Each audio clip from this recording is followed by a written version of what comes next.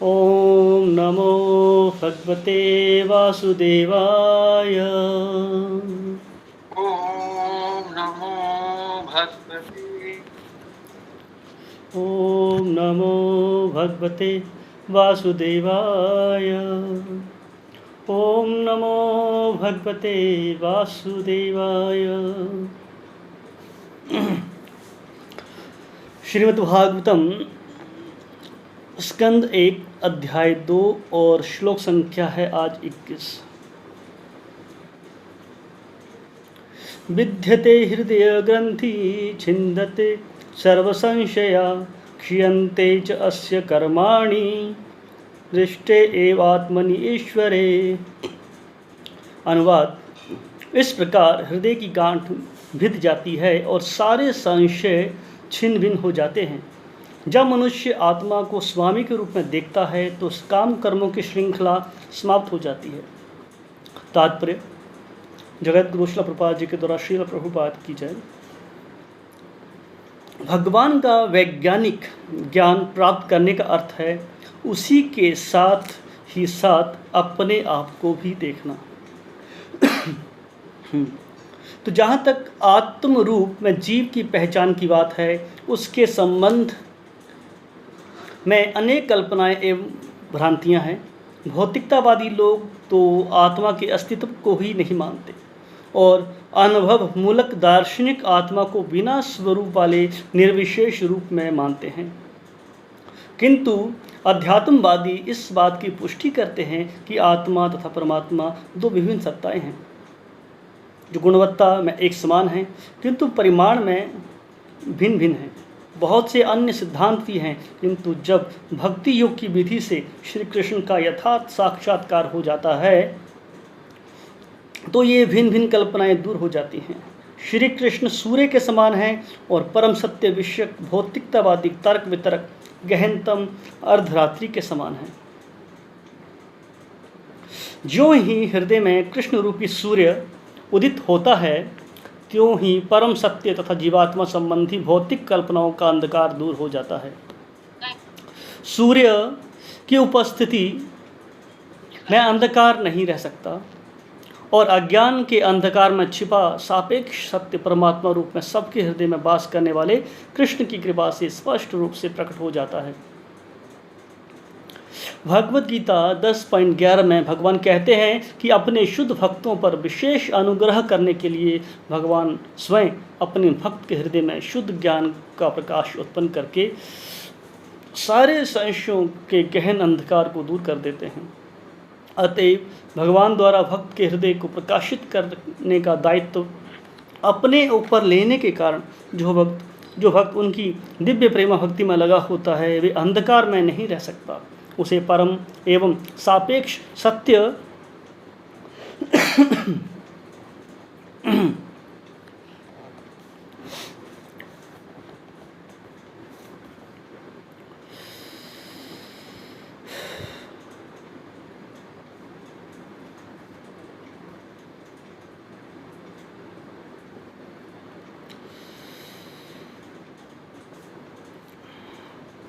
तो यहाँ पर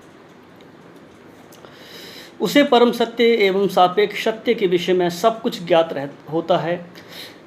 भक्त कभी भी अंधकार में नहीं रह सकता और चूंकि भगवान द्वारा उसे प्रकाश प्राप्त होता है अतएव उसका ज्ञान निश्चय ही पूर्ण होता है। किंतु जो लोग अपनी खुद की सीमित शक्ति से चिंतन करते हैं उनके साथ ऐसा नहीं होता। पूर्ण ज्ञान परंपरा या निगमनीय तर्कपूर्ण ज्ञान कहलाता है। यह एक प्राधिकारी से विनीत श्रोता तक पहुंचता है जो सेवा तथा समर्पण द्वारा प्रमाणित होता है। ऐसा नहीं है कि कोई परमेश्वर के प्रमाण को चुनौती भी दे और उन्हें जान भी ले। उन्हें अधिकार है कि वे ऐसे ललकारने वाले जीव के समक्ष प्रकट ही न हो जो परम पूर्ण का क्षुद्र स्फुलिंग मात्र है और ऐसा स्फुलिंग जो माया के अधीन है। भक्तगण विनीत होते हैं। अतः यह दिव्य ज्ञान भगवान से ब्रह्मा को, ब्रह्मा से उनके पुत्रों तथा शिष्यों को क्रमानुसार प्राप्त होता है। इस विधि में ऐसे भक्तों के अंतःकरण में स्थित परमात्मा द्वारा सहायता मिलती है। दिव्य ज्ञान को सीखने की यही सही विधि है। इस अनुभूति के द्वारा भक्त आत्मा तथा परमात्मा के अंतर को सही समझ पाता है, क्योंकि आत्मा तथा पदार्थ की गांठ भगवान द्वारा खोली जाती है। यह ग्रंथि अंधकार कहलाती है, अहंकार कहलाती है, जिससे जीव झूठे ही अपने को भौतिक पदार्थ मानता है। अतएव ज्यों ही यह ग्रंथि ढीली पड़ती है, संशय के सारे बादल तुरंत छट जाते हैं।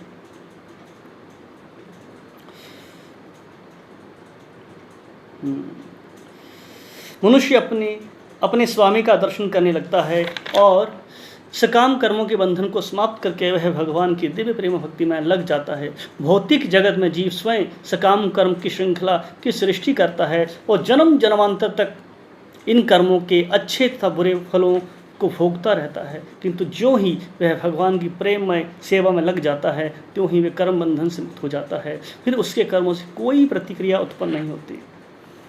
ओम ज्ञानतिमिरान्धस्य ज्ञानञ्जनशलाकया चक्षुरुन्मिलितं येन तस्मै श्रीगुरुवे नमः। श्रीचैतन्यमनोऽभीष्टं स्थापितं येन भूतले स्वयं रूपकदा मह्यं ददाति स्वपदान्तिकं। वन्देऽहं श्रीगुरो श्रीयुत्पत्कमलं श्रीगुरुन् वैष्णवांश्च श्रीरूपं सागरजातं सहगण रघुनाथान्वितं तं सजीवं साद्वैतं सावधूतं परिजनसहितं कृष्णचैतन्यदेवं श्रीराधाकृष्णपादान् सहगण ललिता श्रीविशाखान्वितांश्च। हे कृष्ण करुणा सिंधु दीनबंधु जगतपते गोपेश गोपिकाकांत राधाकांत नमोस्तुते। तप्त कांचन गौरांगी राधे वृंदावनेश्वरी वृषभानुसुते देवी प्रणमामि हरिप्रिये। वाञ्छाकल्पतरुभ्यश्च कृपा सिन्धुभ्य एव च पतितानां पावनेभ्यो वैष्णवेभ्यो नमो नमः। जय श्री कृष्ण चैतन्य प्रभु नित्यानंद श्री अद्वैत गदाधर शिवासादि गौर भक्तवृंद। हरे कृष्णा कृष्ण कृष्णा हरे हरे, हरे राम राम राम हरे हरे। नमो विष्णुपादाय कृष्णप्रेष्ठाय भूतले श्रीमते भक्तिवेदांत स्वामिनिति नामिने। नमस्ते सरस्वती देवी गौरवाणी प्रचारिणे निर्विशेष शून्यवादी पाश्चात्य देशतारिणे।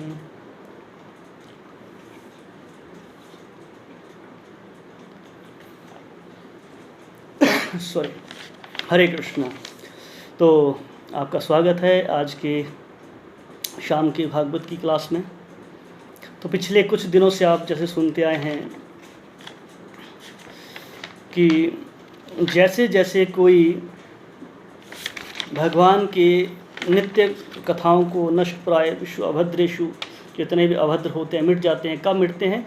जब इंसान डेली सुनता है ना, नित्यम भागवत सेव्या। डेली हम भागवत का श्रवण करते हैं, श्रीमतां स्वकथा कृष्ण की पुण्य जो कथाएं हैं उनको सुनते हैं, तो स्वतः ही धीरे धीरे धीरे हमारे हृदय में जो विकार हैं, जो द्वेष हैं, जो दोष हैं, है ना, वो सब के सब मिट जाते हैं।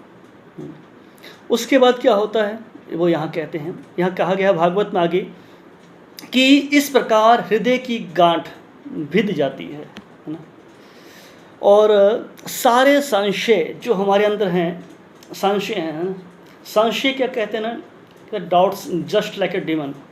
संदेह क्या है? असुर की तरह होता है। जब हम संशय करते हैं, शास्त्रों पे विश्वास नहीं हो पाता, तो फिर क्या होता है, हम अपने आप को माया के जाल में फंसा लेते हैं ना, उसका नाश हो जाता है। तो होता क्या, जब हम भागवत को सुनते हैं, भगवान की लीलाओं को सुनते हैं, तो ये जो हृदय के अंदर गांठ है हमारे अंदर संशय की, वो धीरे धीरे खत्म हो जाती है। तब मनुष्य क्या होता है, आत्मा को स्वामी के रूप में देखता है। और फिर उसके बाद जो उसकी काम कर्मों की श्रृंखला है, सबसे बड़ा बंधन क्या है? कर्म है। बाहर की धारणा क्या है? कर्म प्रधान है, कर्म किए जाओ, कर्म किए जाओ। हाँ, भगवान ने कर्म कहीं नहीं कहा करने गीता में। ये कुछ तथाकथित लोगों का जो अज्ञानतावश्य ज्ञान है, भगवान ने गीता में कर्म करने को नहीं कहा है। कर्म योग करने को कहा है। गीता में 3 कर्म हैं, कर्म, अकर्म, विकर्म। 3 कर्म गीता में बताए गए हैं ना, कर्म, अकर्म, विकर्म। कर्म होता है शास्त्रों के अनुसार करना, पर कौन करता है शास्त्रों के अनुसार कर्म? कोई भी तो नहीं करता। यज्ञ के शास्त्रों के अनुसार यज्ञ करना, अनुष्ठान करना, शास्त्र अध्ययन करना, तो ये अगर हम शास्त्रों के अनुसार करते हैं तो है कर्म। पर क्या हम अपनी जो डेली की एक्टिविटीज़ हैं, हमारे जो डेली की दिनचर्या हैं, हमारे रीति रिवाज हैं, है ना, हमारे जो पूजा पाठ के विधि विधान हैं, क्या हम शास्त्रों के अनुसार करते हैं? शास्त्रों के अनुसार करें तो है कर्म, पर हम शास्त्रों के अनुसार नहीं करते। कोई भी कार्य हमारा शास्त्रों के अनुसार नहीं होता, इसे भी कर्म कहते हैं, पाप। भगवान ने गीता में ना कर्म करने को कहा, ना विकर्म करने को कहा। कृष्ण ने कहा अकर्म करने को। अकर्म क्या है? उससे बंधन नहीं पड़ता। तो यहाँ पर तात्पर्य प्रभुपाद जी लिखते हैं कि भगवान का वैज्ञानिक ज्ञान प्राप्त करने का अर्थ है उसके साथ ही साथ अपने आप को भी देखना। जब हम भगवान को समझने का प्रयास करते हैं शास्त्रों की दृष्टि से, तब हम अपने आप को देख पाते हैं और हम तब अपने जो असली जो पहचान है उसको पहचान पाते हैं कि हमारी पहचान क्या है। जीवेर स्वरूप है कृष्ण नित्यदास। हमारी जो वास्तविक पहचान थी वो तो भगवान से हमारी दासता की है, हम वो भूले हुए हैं।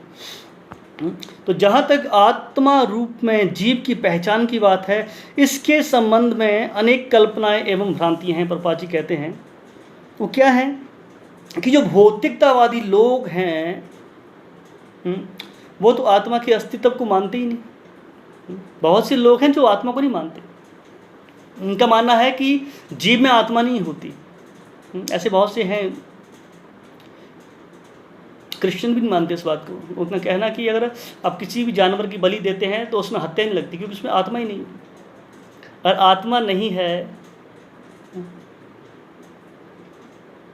ये शास्त्रों की नज़र से ही नहीं, साइंस भी अब एक्सेप्ट करने लगी है इन बातों को।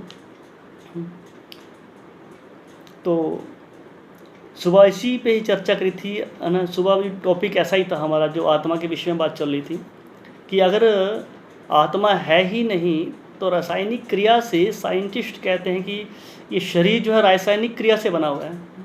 लैब में अगर बन सकता है तो शरीर बना सकते हैं, मान लिया क्लोन बन जाता है आज, पर उसमें प्राण कहाँ से डालोगे? आत्मा तो रासायनिक क्रिया से नहीं बन सकती, लैब में नहीं बन सकती, प्राण तो नहीं डाल सकते। अगर डाल सकते तो किसी मुर्दा को जिंदा कर लेते, है ना। और सारा का सारा डर किस चीज़ का है ना? प्राणों का ही है। इंसान इतना, देखो आज के टाइम में डर है इंसान के बीच में। क्यों है डर? डर पता कब होता है? जब मौत का भय होता है। ऐसे डर नहीं होता, है ना। ऐसे डर नहीं होता। पीछे मैंने उदाहरण दिया था प्रभुपाद जी का, 1970 की बात है, 71, जब पाकिस्तान ने हमला किया था भारत पे। तो प्रभुपाद जी दिल्ली में बैठे हुए थे और सर्व कर्फ्यू लगा हुआ था कि सारी लाइट्स बंद होनी चाहिए, सारे के सारे खिड़कियां बंद होनी चाहिए, दरवाजे बंद होनी, ताकि बाहर पता ना चले कि अंदर कोई है। तो प्रभुपाद जी ने विंडो नहीं खोली, है ना, खिड़की नहीं खोली, बैठे रहे। तो इतने में एक ऑफिसर आया, कहता है आपने लाइट क्यों नहीं बंद करी? अगर बाहर से किसी को पता चला आप अंदर हैं तो बम फेंक सकता है आपके ऊपर। प्रभुपाद जी ने कहा कि मारना तो उसके हाथ में है और बचाना भी उसके हाथ में। वो चाहे तो मारेंगे और ना चाहे तो कोई नहीं मार सकता, है ना। मारे कृष्ण राखे के, राखे कृष्ण मारे के, है ना। भक्त का विश्वास। तो मतलब कहने का ये है, भक्त हर समय भगवान के ऊपर पूर्णतः समर्पित होता है। हम पढ़ते हैं भागवत में 7वें स्कंद में प्रहलाद महाराज के बारे में। प्रहलाद महाराज का समर्पण देखो। जब हमारे अंदर समर्पण भगवान के प्रति होता है ना, तो हमारे अंदर भय खत्म हो जाता है। भय उसको है जो अपने आप को भगवान के अधीन नहीं करता, भगवान की सत्ता को स्वीकार नहीं करता, भगवान की भक्ति को स्वीकार नहीं करता। हम आए दिन रोज़ बात करते हैं भक्तों से, देखते हैं भक्त वैसे ही मस्त मूल हैं। भक्तों की ज़िंदगी में बदलाव नहीं आया। दुनिया की ज़िंदगी में बदलाव आ चुका है। आज दुनिया सिमट के रह गई है। बस कहाँ तक?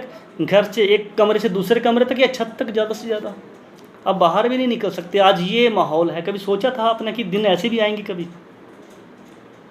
कभी किसी ने नहीं सोचा होगा कि दिन ऐसे भी आ सकते हैं, पर आज हैं।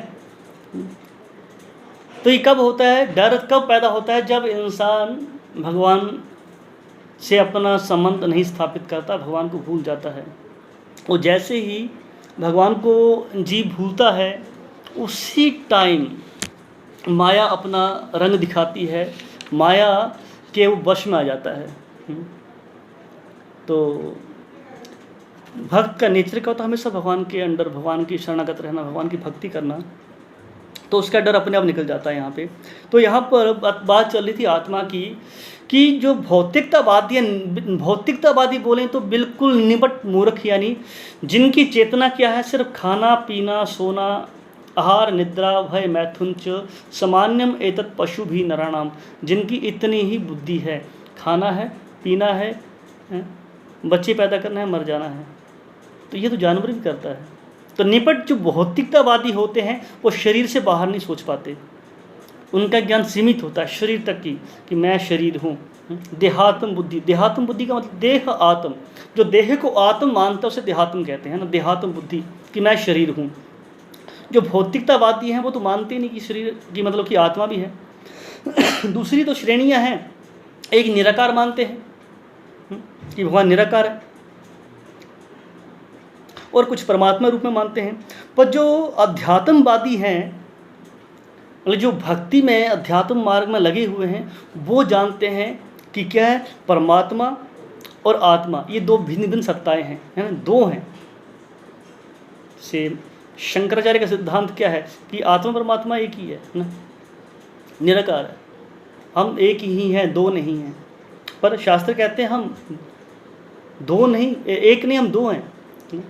प्रमाण है शास्त्रों में। उदाहरण दिया एक पेड़ पे दो पक्षी की तरह। तो इसलिए, और जब ये भक्त जान जाता है कि मैं भगवान का दास हूँ, भगवान की सेवा मुझे करना है, तो क्या करता है? वो भगवान की सेवा में लग जाता है। क्यों लगता है? क्योंकि वो जानता है मैं अणु हूँ, भगवान विभु हैं, है ना। अणु बिल्कुल, हमारी क्या औकात है, क्या बिसात है हमारी, पर गुण में हम भगवान के बराबर ही हैं, है ना। गुण में और भगवान में अंतर नहीं है हम दोनों के बीच में, बस अंतर क्या है? मात्रा में है। उदाहरण देते हैं प्रभुपाद जी, जैसे समुद्र की जो पानी है उसकी एक बूंद भी खारी है और पूरा समुद्र भी खारा है।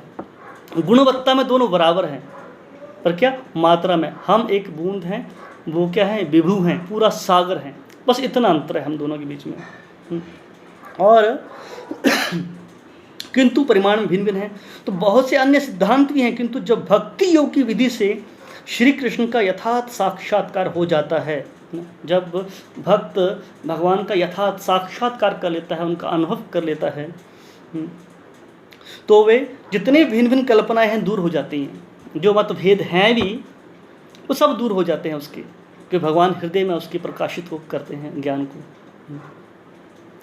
तो जैसे भगवान हृदय में आते हैं, तो तात्पर्य आगे क्या कहते हैं प्रभुपाद जी, कि श्री कृष्ण सूर्य के समान है और परम सत्य विषयक भौतिकतावादी तर्क वितर्क गहनतम अर्धरात्रि के समान है।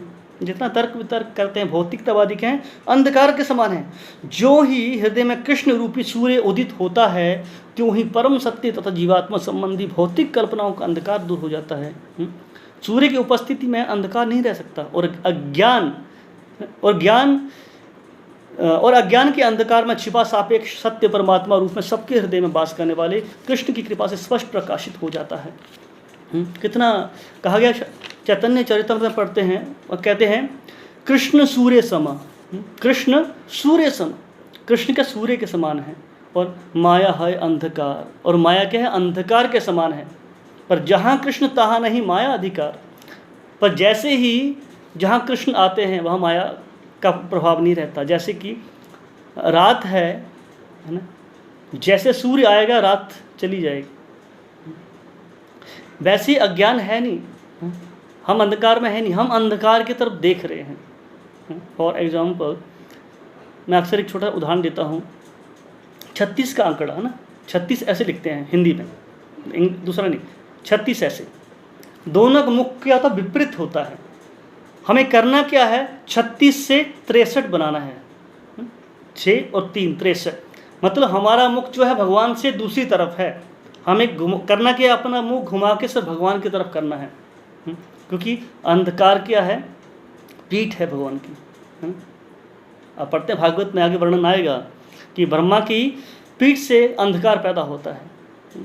तो जैसे ही हम भगवान से विमुख होते हैं, उसी टाइम हमें माया क्या धर दबोच लेती है। पर जैसे ही हम भक्ति करने लगते हैं, भगवान का ज्ञान हमारे हृदय में प्रकाशित होता है, अपने आप जो भ्रांत धारणाएं हैं हमारे अंदर, जो निराकारवादी ब्रह्मवादी, सब मिट जाती हैं। फिर एक ही विकार जो है मिटने के बाद, सब विकार मिटने के बाद ये सिद्धांत लागू होता है कि हम क्या हैं, भगवान के नित्य दास हैं, नित्य भक्त हैं, नित्य सेवक हैं। और जब ये पता चल गया तो क्या होता है, हम भगवान की सेवा में लग जाते हैं। तात्पर्य प्रभुपाद जी लिखते हैं यहाँ पे, गीता के प्रमाण देते हैं कि गीता के 10वें अध्याय के 11वें श्लोक में भगवान कहते हैं, शुद्ध भक्तों पर विशेष अनुग्रह करने के लिए भगवान स्वयं अपने भक्त के हृदय में शुद्ध ज्ञान का प्रकाश उत्पन्न करके सारे संशयों के गहन अंधकार को दूर कर देते हैं। मतलब कितने कृपालु हुए, मतलब भगवान। देखा जाए हमें कुछ करना नहीं पड़ रहा। जैसे मैंने कल कहा था कि कौन नहीं चाहेगा, देखो आप खासकर आज के टाइम में देखता हूँ मैं, है ना, खासकर शहरों में तो बहुत बुरी हालत है। गांव में तो लोगों को आदत है ना घर का काम करने की, ना सारा काम, खाना बनाना, झाड़ू पोछा लगाना, बर्तन धोना, सारी माताएं खुद करती हैं। पर शहरों में सब आदतें बिगड़ी हुई हैं। शहरों में कोई काम नहीं करता, आइए बाई आती है काम करने वाली, मेड आती है काम करके चली जाती है ना। पर आज क्या है, आजकल के दौर में किसी का अंदर आना अलाउड नहीं है, सारा काम खुद करना पड़ रहा है लोगों को, है ना, माताओं को काम करना पड़ता है। मैं देखता हूँ कि जितने भी ऑनलाइन जो डिलीवरी वाले होते हैं, खाना वाले पे, है ना, कुछ स्विगी नए नए चले हुए हैं, कुछ देखा मैंने, बाइक वाले बाहर गुजरते हैं तो डेली खाना बाहर से आ रहा है उन लोगों का। तो मतलब हम बाहर मेड रखते हैं काम के लिए, सर्वेंट रखते हैं काम करने के लिए, उसको पे करना पड़ता है ना, उसको सैलरी देनी पड़ती है, तब जाके काम करता है। पर यहाँ क्या कह रहे हैं कि लिखा है यहाँ पे, भगवान द्वारा भक्त के हृदय को प्रकाशित करने का दायित्व अपने ऊपर लेने के कारण, भगवान अपने ऊपर दायित्व लेते हैं साफ करने का, है ना, मतलब और कितना फ्री ऑफ कॉस्ट, कोई चार्ज भी नहीं करते, है ना। पीछे एक डिवोटी बता रहे थे मुझे, कोलकाता गए थे, तो कोलकाता में क्या हुआ, एक जगह सत्संग घर में करने गए, तो सत्संग के बाद एक लेडी उनके पास आई, लगी रोने, महात्मा के आशीर्वाद दो, कृपा करो। कहते क्या हुआ? अरे हुआ कुछ नहीं, मेरी बाई मुझे बहुत डांटती है। कहता क्यों डांटती है? कहता अब उसको काम को बोलो तो डांटती है। कहता तो मना कर दो। कह रहा कैसे मना कर सकती हूँ उसको, अब मना कर दूँगी तो कल से काम पे नहीं आएगी, और काम पे नहीं आएगी तो काम खुद करना पड़ेगा, मतलब नौकरों से सुननी पड़ती है। ये हाल आजकल की, पैसा भी दो और ऊपर से सुनो भी, ये हाल है समाज की। तो यहाँ तो भगवान चार्ज भी नहीं कर रहे आपसे, है ना, कह रहे हैं कि खुद भगवान अपने ऊपर दायित्व लेते हैं, भक्त के हृदय से जो विकार हैं, जो दोष हैं, अंधकार है, उसको दूर करने के लिए, है। कितनी बड़ी महानता है भगवान की,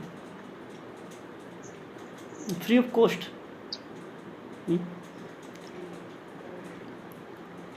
ये भगवान की करुणा है, बहुत बड़ी करुणा है भगवान की।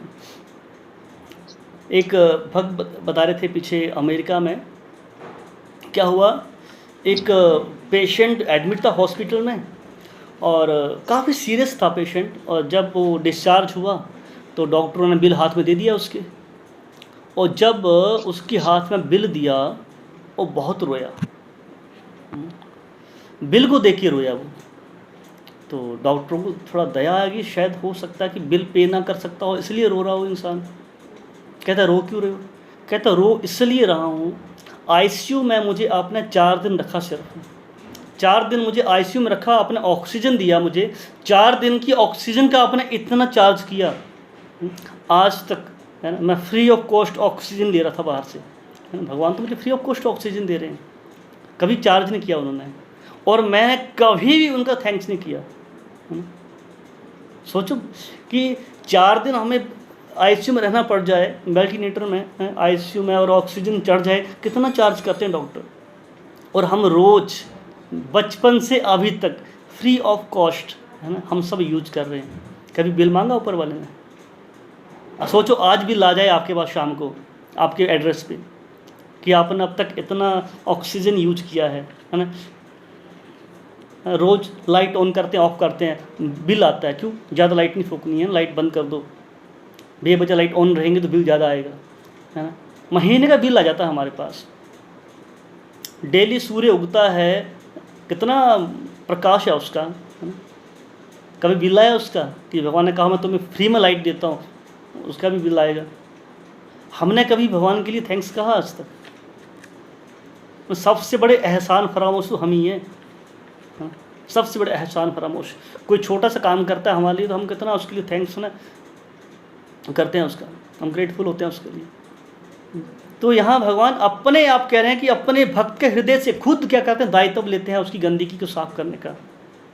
ये करो ना भगवान की, क्योंकि भगवान के भक्त नहीं चाहते कि उसके भक्त अंधकार में रहें, अज्ञान में रहें। वो तो परेशान है, जितना हम परेशान नहीं हैं, हम तो परेशान है ही नहीं, बल्कि हम तो बड़े मज़े में हैं यहाँ पे। हम बड़े मज़े में हैं। मज़ा है अज्ञानता का, मज़े में है नहीं हम लोग, हम अज्ञानता में मज़ा ले रहे हैं यहाँ पे। जैसे सुअर जो होता है उसको मल खाने में मज़ा आता है, आपको पता है कि वो गलत है, आप जानती हैं कि उसके पास बुद्धि नहीं है, आप जानते हैं वो दुख में है, पर उसको दुख में सुख लगता है, उसको मल खाने में मज़ा आ रहा है उसको। क्योंकि जिस पर बुद्धि एडवांस है वो समझ सकता है इस बात को कि हाँ वो गलत है इंसान। जैसे ऊँट क्या करता है, कंटीली झाड़ियाँ खाता है ना, देखा होगा आपने।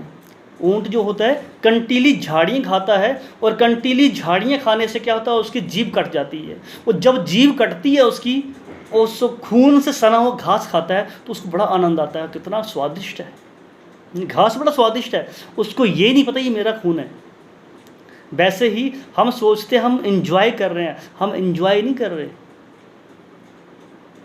हम इंजॉयमेंट की डेफिनेशन क्या है, उसकी मात्रा क्या हम जानते ही नहीं हैं। एक्चुअल में इंजॉयमेंट है या हो ही नहीं सकता। गीता में कहते हैं दुखाल्यम अशाश्वतम, ये दुखाल्यम है, दुखाल्यम में सुखाल्यम कैसे हो सकता है बताइए। जैसे कहते हैं वस्त्रालय वस्त्रालय मिलेंगे, और मदिरालय मदिरालय मिलेगी, है ना, भोजनालय भोजनालय मिलेगा। तो कृष्ण कहते हैं दुखाल्यम, ये संसार दुखाल्यम है और अशाश्वतम है, टेम्पररी है, परमानेंट नहीं है, जब परमानेंट ही नहीं है तो यहाँ पे हम हर चीज़ को परमानेंट बनाने में लगे हुए हैं। जितने भी आज टेक्नोलॉजी है हमारे पास, है ना, हम यही लगे हुए हैं करने के लिए कि हम यहाँ पे हमेशा बने रहेंगे, हमेशा बने रहेंगे, हमारा यही प्रयास है यहाँ पे। यह अज्ञानता, भगवान हमारे हृदय से इस अज्ञानता को बाहर निकालते हैं। तुम यहाँ परमानेंट नहीं हो, कुछ दिन के मेहमान हो, ये बात याद रखना, है ना। भागवत गीता ग्रंथ हमें ये एहसास दिलाते हैं हम यहाँ परमानेंट नहीं हैं, हमें तैयारी करनी है आगे की। जैसे हम बाहर जाते हैं ना, आज तारीख 3 है ना, आज मुझे 3 तारीख से याद आया, आज हमारा दिल्ली से ट्रेन था हमारा द्वारका के लिए ना, आपको पता होगा दिल्ली से ट्रेन था आज, तो आज दिल्ली से हम द्वारका जाने वाले थे। तो जाने से पहले देखो हमने पूरी प्लानिंग करी थी, टिकट्स बुक करी थी ट्रेन की, वहाँ रहने की व्यवस्था करी थी, चाहे द्वारका में हो, चाहे सोमनाथ में हो, चाहे अहमदाबाद में, पूरी हर जगह पर रहने की पूरी व्यवस्था कर रखी थी हम लोगों ने। मतलब 1 हफ्ते का हमारा ट्रिप था, और 1 हफ्ते के लिए इतनी प्लानिंग करी हम लोगों ने पहले से ही।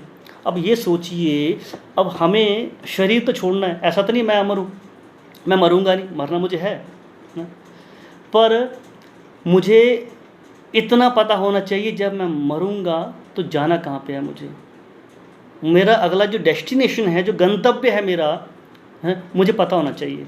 उसकी तैयारी है हमारे पास। जिसने कहा हम फ़ोन करते हैं, फ़ोन कॉल पे रूम बुक कर लेते हैं वहाँ पे।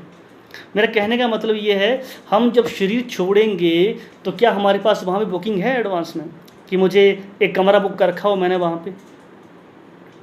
नहीं है ना, ये है मूर्खता। भक्त है, एक्चुअली भक्ति क्या है, मरने की तैयारी है। सच मैं बता रहा हूँ, हम अपने आप अपने जो आगे की डेस्टिनेशन है उसको क्लियर करते हैं। जैसे एक ट्रेन में अगर कोई इंसान बैठा हो, उससे पूछो कि आप कहाँ जा रहे हो, और वो कहे जहाँ ट्रेन जा रही वहाँ मैं जा रहा, तो उसे मूर्ख ही कहेंगे ना। तो वैसे ही हमारा जो गोल होना चाहिए, ये होना चाहिए कि मुझे भगवान के धाम जाना है ना? क्योंकि जब तक हम भगवान के धाम नहीं जाएंगे तब तक हम इस मृत्यु सागर में, इस दुख में हमेशा आते ही रहेंगे। भगवान गीता में कहते हैं अर्जुन से, आ ब्रह्म भूमना लोका पुनरावर्तन अर्जुन। हे अर्जुन, यहाँ ब्रह्मा से लेकर देवता तक इंसान की गिनती नहीं है। ब्रह्मा मरता है, जितने देवी देवता वो सब मरते हैं, धरती के प्राणी मरते हैं और पाताल के लोग मरते हैं, सब लोग मरते हैं। तो यहाँ पे क्या है, आब्रह्म भूमना लोका पुनरावर्तन अर्जुन। अर्जुन यहाँ पुनरावर्तना लगा रहता है, आना जाना लगा रहेगा। पर माम उपैत्यत कौन्तेय पुनर्जन्म न विद्यते। अगर कोई मेरी भक्ति करता है तो उसका दोबारा जन्म नहीं होता। तो जीवन का लक्ष्य हमारा होना चाहिए भगवत भक्ति करना। जीवन का लक्ष्य हमारा होना चाहिए भगवान को प्राप्त करना। तो यहाँ पे आगे लिखते हैं कि भक्त कभी भी अंधकार में नहीं रह सकता, और चूंकि भगवान द्वारा उसे प्रकाश प्राप्त होता है अतएव उसका ज्ञान निश्चय ही पूर्ण होता है। तो भक्त को बहुत बड़ा ज्ञानी माना गया है। भक्त बहुत बड़ा ज्ञानी है क्योंकि वो जानता है, तत्वतः जानता है भगवान कौन है। पर कुछ लोग होते हैं जो नहीं जानते भगवान कौन है। आगे वर्णन है यहाँ पे कि मैं थोड़ा आगे से लेता हूँ थोड़ा सा, ताकि जल्दी ख़त्म हो, टाइम भी होने वाला है। तो किंतु जो लोग अपनी खुद की सीमित शक्ति से चिंतन करते हैं उनके साथ ऐसा नहीं होता। उनके साथ ऐसा नहीं होता। देखो उदाहरण के तौर पे छोटा सा एक उदाहरण देता हूँ। भक्त जो होते हैं छोटे बच्चे की तरह होते हैं। माँ छोटे बच्चे को उठाती है, अगर पोटी करे, पेशाब करे तो माँ छोटे बच्चे को उठा के अपने आप नहलाती धुलाती साफ करती है ना। तो भक्त की तुलना करी गई है बच्चे से, क्योंकि भगवान उसकी खुद सहायता करते हैं। और ज्ञानी होते हैं, ज्ञानी बड़े बच्चे होते हैं। बड़े बच्चे मतलब कि खुद करना चाहते हैं अपना काम, तो खुद करो। तो अपने बलबूते हम भगवान को कभी भी नहीं जान पाते। इसलिए पिछले श्लोक में कहा था कि जितने भी ज्ञानी हैं, योगी हैं, भगवान को कभी भी नहीं जान पाते। उदाहरण दिया, भक्त्या माम अभिजानाति। कृष्ण कहते हैं भक्त ही मुझे जान सकते हैं और कोई भी नहीं जान सकता। गीता के 15वें अध्याय में कहा है, कोई नहीं जान सकता। आप जितने मर्जी शास्त्र पढ़ लीजिए, जितने मर्जी योग कर लीजिए, तपस्या कर लीजिए, यज्ञ अनुष्ठान कर लीजिए, हम भगवान को नहीं जान सकते। कब तक? जब तक भगवान की कृपा न हो। जब तक भगवान की कृपा न हो हम नहीं जान सकते। तो भक्त अपने आप को हमेशा विनम्र समझता है और भगवान के चरणों में अपने आप को समर्पित करता है। इसलिए भगवान क्या करते हैं, उसकी खुद सहायता करते हैं। पर ज्ञानी के साथ ऐसा नहीं होता। इसलिए आगे कहते हैं कि ऐसा नहीं है कि कोई परमेश्वर के प्रमाण को चुनौती भी दे और उन्हें जान भी ले। कोई भगवान को चैलेंज करे और जाने भी, असंभव, ऐसा नहीं हो सकता। और भगवान सामने भी आ जाएं तब भी वो नहीं पहचान सकता भगवान को। इसका उदाहरण दुर्योधन है। दुर्योधन की सभा में जब भगवान शांति दूत बन के गए थे तो दुर्योधन को बहुत समझाया भगवान ने, तब भी नहीं माना। और इतना दुर्बुद्धि दुर्योधन कि यहाँ तक आदेश दे दिया कि इस गवाले को, कृष्ण को बंदी बना दो। कृष्ण अपना विराट रूप भी दिखा रहे हैं, बता रहे हैं कि मैं परम परमेश्वर, तब भी नहीं मान रहा। भगवान अगर कहें भी तब भी लोग क्या है, भगवान को नहीं मानेंगे। यह है कलयुग के लक्षण। नहीं स्वीकार, भगवान के सत्य को स्वीकार करते ही नहीं, अहंकार के वश, क्यों भोगने की इच्छा है उसके अंदर, दुर्योधन की तरह। तो इसलिए कहा गया है कि उसकी विधि क्या है, पूर्ण ज्ञान परंपरा या निगमनीय ज्ञान कहलाता है। यह एक प्राधिकारी से बिंद श्रोता तक पहुंचता है। अगर भगवान को जानना है तो इसका एक तरीका बताया सिर्फ। उसका तरीका क्या है, श्रोता, प्रमाणिक परंपरा के द्वारा, गुरु परंपरा के द्वारा। जैसे गीता में पढ़ते हैं, इदम विवस्वते योगम, इदम विवस्वते योगम। ये ज्ञान क्या होता है, जैसे विवस्वान को दिया भगवान ने, विवस्वान ने अपने बेटे को दिया। एवं परंपरा प्राप्तम, गीता में कहते हैं कि ज्ञान परंपरा के माध्यम से लिया जाता है। तो सबसे सरल विधि क्या बताई फिर, ये ज्ञान विनम्रता से, परंपरा से ही प्राप्त किया जा सकता है, और कोई तरीका नहीं है। जैसे बताया गया है कि भगवान ने ब्रह्मा को ज्ञान दिया, ब्रह्मा ने अपने पुत्र नारद को दिया, नारद ने व्यास को दिया, ऐसे परंपरा से ही ज्ञान प्राप्त किया जा सकता है। तो भक्त बहुत ज्ञानी होता है क्योंकि साक्षात भगवान को समझ सकता है। जो लोग नहीं जानते, कुछ लोग कहते हैं देखो भक्ति तो भावुकता है, ज्ञानियों के लिए नहीं है ना। भक्ति मार्ग उनके लिए है जो शूद्र हैं, स्त्रियां हैं, ज़्यादा बुद्धिमान नहीं हैं, उनके लिए ज्ञान है। हम पढ़ते हैं चैतन्य चरितामृता में, जब चैतन्य महाप्रभु संन्यास लेके निकले तो जब प्रकाशानंद सरस्वती से उनकी भेंट हुई तो प्रकाशानंद सरस्वती कहते हैं चैतन्य महाप्रभु को कि आप एक सन्यासी हो और एक सन्यासी को शोभा नहीं देता कि वो ऐसे कीर्तन करे, नाचे गाए, शास्त्र पढ़ने चाहिए। तो चैतन्य महाप्रभु कहते हैं कि मेरे गुरु ने कहा तुम ही मूर्ख, कहता तुम मूर्ख हो। अब चैतन्य महाप्रभु अपने आप को मूर्ख कह रहे हैं कि तुम ही मूर्ख, तुम मूर्ख हो हैं, मैं शास्त्र वेदांत को नहीं समझ सकता, इसलिए क्या करो, तुम खाली कीर्तन करो, खाली कीर्तन करो। तो चैतन्य महाप्रभु कितनी विनम्रता दिखा रहे हैं अपने अंदर। तो भक्त का एक नेचुरल स्वभाव होता है विनम्रता। इसी तरह पढ़ते हैं हम लोग चैतन्य चरितामृत में रूप गोस्वामी, सनातन गोस्वामी के बारे में। तो सनातन गोस्वामी इतने विद्वान थे, इतने प्रखंड पंडित थे, और विनम्रता देखो, कितने विनम्र भाव से खुद कह रहे हैं चैतन्य महाप्रभु के सामने। ज्ञानी होने के बावजूद भक्त का लक्षण विनम्र होता है, अपने आप को अज्ञानी कहता है। चैतन्य महाप्रभु से कहते हैं सनातन गोस्वामी, आप नार हित हित किछु ना ही जानी, ग्राम्य व्यवहार पंडिताई सत्य मानी। कहते हैं कि आप नार हिता हित कहते हैं, कछु ना ही जानी, मैं अपना हित क्या है नहीं है मैं नहीं जानता। लोग मुझे पंडित मानते हैं और मैं भी ऐसा सोचता हूँ, मैं कितना मूर्ख हूँ कहते हैं, खुद कहते हैं। फिर कहते हैं के आमी के ने अमाय जाने तापत रहे, यह नहीं जाने के मन हित है। कहते हैं मैं खुद नहीं जानता मुझे ये तीनों प्रकार के कष्ट क्यों मिल रहे हैं, अगर मैं यदि जानता हूँ तो फिर मैं किस प्रकार इससे लाभान्वित हूँ, कैसे इसका लाभ उठाऊँ। तो एक भक्त अपने आप को विनम्र दिखाता है, ये भक्त का लक्षण है। तो चैतन्य महाप्रभु कहते हैं फिर कि जीवेरे स्वरु है कृष्ण नित्य दास, हमारी जो असली पहचान है वो दासता, भगवान की दासता, कि हम दास हैं भगवान के। जब भगवान के दास के रूप में अपनी सत्ता को पहचानते हैं तो तब भगवान कृपा करके हमारे ऊपर हमारे हृदय के जितने भी अभद्र हैं, जितने भी विकार हैं, जितने भी दोष हैं, खुद दूर कर देते हैं। तब वो है भक्त जो है आत्मा और जो पदार्थ है उसमें जो है सही सही अंतर को देख पाता है। और तब जो है उसके अंदर की जो हृदय की गांठ है ना, जो ग्रंथि है, अपने आप को मिथ्या इस भौतिक देह, भौतिक शरीर से, भौतिक समाज से जो जोड़े बैठा है उसको काटती है ज्ञान की तलवार से। तो भगवान खुद करते हैं कृपा।